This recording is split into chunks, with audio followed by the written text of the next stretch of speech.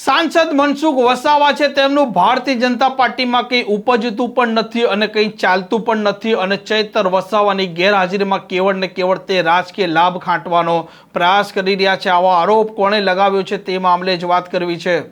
વૈષ્ણવજન તો તેને કહીએ જે પીડ પરાઈ જાનાને રે. નમસ્કાર, આપ જોઈ રહ્યા છો નવજીવન ન્યૂઝ અને હું છું આપણી સાથે તોફિક ગાંચી. જે પ્રકારે નર્મદામાં વર્તમાન સમયની રાજકીય પરિસ્થિતિ ઊભી થઈ છે, જેમાં ભારતીય જનતા પાર્ટીમાં પણ આંતરિક કકળાટ છે તે સપાટી પર છે, કેમ કે સાંસદ મનસુખ વસાવા તેમની પાર્ટીના સંગઠનના પ્રમુખ અને હોદ્દેદાર છે તેમને આડે હાથ લઈ રહ્યા છે, જ્યારે બીજી તરફ આ સાગબારાના આદિવાસી ખેડૂતો છે તે અનેક વર્ષોથી આ જમીન છે જંગલની તેના પર ખેતી કરતા હતા. જો કે અત્યારે તેમને આ ખેતી વન વિભાગ નથી કરવા દેતું, તે મામલે ઘર્ષણ ચાલી રહ્યું છે. અને જ્યારે મનસુખ વસાવા તેમના આંદોલનમાં જોડાવા જાય છે તે સમયે પોલીસવાળા તેમને ગાળ બોલે છે, તેઓ ત્યાં આક્ષેપ લગાવે છે, ગાળાગાળી થાય છે, મામલો ઉગ્ર બને છે. અને હવે ચૈતર વસાવાના નજદીકના સાથી નિરંજન વસાવા સામે આવ્યા છે અને તેમણે ત્યાં સુધી કહ્યું છે કે ચૈતર વસાવાની ગેરહાજરીમાં મનસુખ વસાવા રાજકીય લાભ ખાંટવાનો પ્રયાસ કરે છે અને તેમનું ભાજપમાં કે ઉકળતું પણ નથી. કે વનકર્મી પોલીસ કર્મીઓ દ્વારા આજે સાંસદને બેફામ ગાળો દઈ રહ્યા છે. સાંસદ પણ એનો વળતો જવાબ આપી રહ્યા છે, પોતે પ્રહાર કરી રહેલા છે. જ્યારે સાંસદો હોય, ધારાસભ્યો હોય, મંત્રીઓ હોય, એમનું ત્યાં ગાંધીનગર લેવલે કોઈ પણ જાતનું ઉપજતું ના હોય, ઉપરથી ઓર્ડર આવતો હોય કે ભાઈ તમારે સાંસદને પણ ત્યાં પ્રવેશ બંધી છે, એને પણ ના જવા દેવામાં કહેવામાં આવતું હોય, બસો આગળ કરી દેવામાં આવતી હોય, પોલીસ આગળ કરી દેવામાં આવતી હોય, ફોરેસ્ટ વિભાગને ભૂતકાળમાં જ્યારે અમે ચૈતરભાઈ સાથે આવી તમામ લડતો, લોકોના પ્રશ્નો અમે ઉઠાવીએ છીએ, ત્યારે આ પોલીસ દ્વારા, ગુજરાત પોલીસ દ્વારા અથવા તો ફોરેસ્ટ વિભાગ દ્વારા અમારા ચૈતરભાઈ પર ખોટી એફઆઈઆરો કરી આજે પણ એમને ખોટી સજા કરવામાં આવી છે. પણ તેમ છતાં અમે લોકોના ન્યાય માટે મજબૂતાઈથી લડીએ છીએ, લોકોનો અવાજ બનીએ છીએ.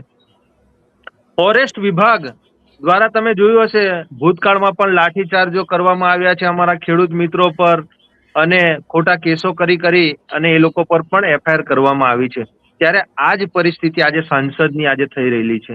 એમનું સરકારમાં તો કોઈ જગ્યાએ ઉભજતું નથી એમનું કોઈ ગાંધીનગરમાં કોઈ એમના મંત્રીમંડળમાં કોઈ એમનું સાંભળતું. અત્યારે લોકસભાનું સત્ર ચાલી રહ્યું છે, ચોમાસું સત્ર. અમારે સાંસદ શ્રીને પૂછવું છે કે ભાઈ લોકસભાના આજે 15-20 દિવસ થઈ ગયા આ સત્ર ચાલે છે, કેમ તમે ત્યાં અવાજ નથી ઉઠાવ્યો ભાઈ? આ વિસ્તારનો આ ગંભીર પ્રશ્ન સોશિયલ મીડિયામાં આજે છેલ્લા 1-1.5 મહિનાથી ચાલી રહ્યો છે. આ સાંસદ શ્રી હજુ સુધી એ મુદ્દો ત્યાં લોકસભામાં કેમ નથી ઉઠાવ્યો? સંસદમાં ત્યાં ફક્ત ખાવા પીવા સુવા જાય છે, અમારા લોકોની વાતો ત્યાં આગળ એમનાથી મુકાતી નથી. આ પ્રશ્ન અમારો 25-30 વર્ષ જૂનો છે. આજે ત્યાં ફોરેસ્ટના કર્મચારીઓ ત્યાં આજે રોપા રોપી રહ્યા છે, અને આ સાંસદ શ્રી ફક્ત લોકોને ગોળ ગોળ ફેરવી રહ્યા છે. અમે એમનો તાલ તમાશો આજે કેટલા દિવસથી જોઈ રહ્યા છે, પણ એ લોકો કહી રહ્યા છે કે ભાઈ અમે ખેડૂતોને ન્યાય અપાવશું, અમે ન્યાય અપાવશું. અમારા પણ આગેવાનો ત્યાં ગયા છે, પણ આ લોકો અમે ત્યાં ગાડી કંઈક કરીએ તો એમને એવું લાગે કે ભાઈ આમ આદમી પાર્ટી વાળા વચ્ચે આવ્યા અને એના લીધે તમારું કામ જે થવાનું હતું એ અટકી ગયું. પણ અમે તો એ ખેડૂતોના હાથે જ છીએ. જ્યારે પણ અમને જરૂર પડશે, અમારી જરૂર આ ખેડૂતોને પડશે, અમારી ટીમ તો ત્યાં અવારનવાર એમના રિપોર્ટિંગ લે છે, અમારા આગેવાનો ચૂંટાયેલા પ્રતિનિધિઓ એ ત્યાં જાય છે.